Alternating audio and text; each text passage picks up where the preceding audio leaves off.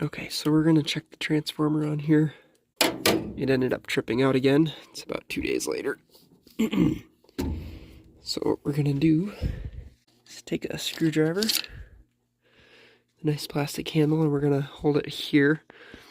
The spark should be quite strong. Like, we should have spark no problem, like 5/8 of an inch wide. You ready to shut it off? Go ahead and flip it on.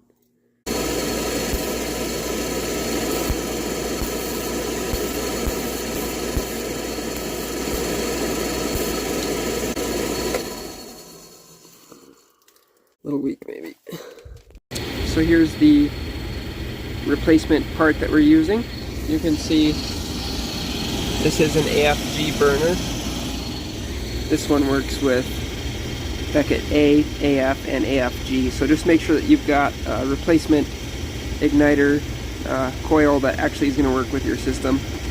So I accidentally stopped the recording, but you just take this screw and this screw out, and then the sensor slides out of here. There's a piece of foam that kind of helps stabilize it, and that will remove your old transformer. The modern ones are much smaller, but you can see we've got a white and blue. Now we're not going to be using these terminals, but the white we're going to hook here, and the blue we're going to hook here with these orange leads. And then our light sensor is going to slide right down in here, just like this. These are those screws that you tighten down.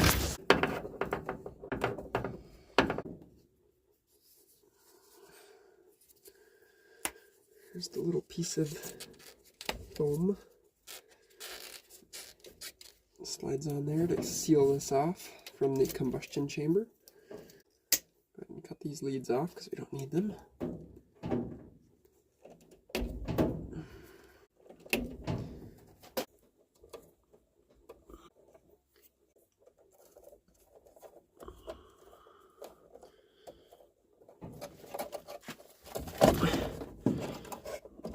Carefully tuck these wires back under.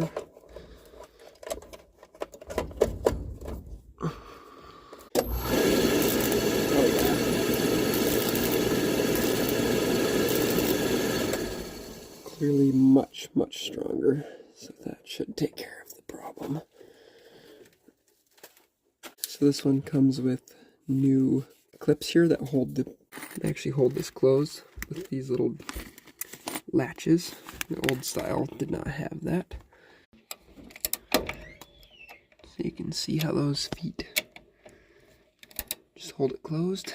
Now we should be good to actually fire this thing up again. We'll see if the thermostat's actually calling. It is. And we have ignition.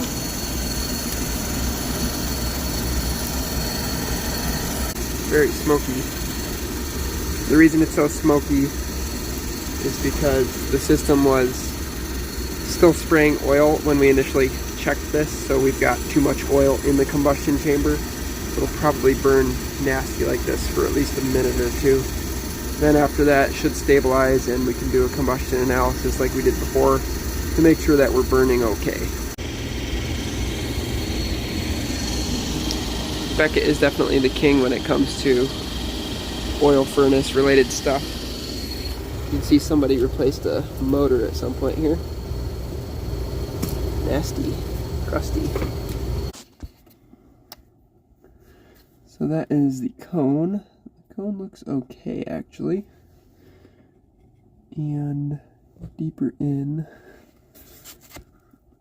I don't think I see much soot in the actual combustion chamber, so that's good. Here is the nozzle. 80° H. So we're going to clean this up. You can see this has been running in the business for a long time because of the handwriting of the original guy. H for hollow, red, SS for semi-solid, blue FS for solid, B. So we did have the exact right one, 0.65 gallons per hour, 80° H. For hollow, so we have the exact right nozzle which we're going to install in here. There's the nasty old one out. Here's the new one. I tried using my tool here, but it was incredibly stuck. But this is a socket adapter. The deep socket goes there, and then there's a shallow socket that fits on these. But I ended up having to use my channel lock and wrench here to get it removed. Tighten it up. I kind of want to replace these probes as well because they're pretty flattened on the tip. I don't know that I have the right ones with me. We're going to replace the fuel filter as well over here.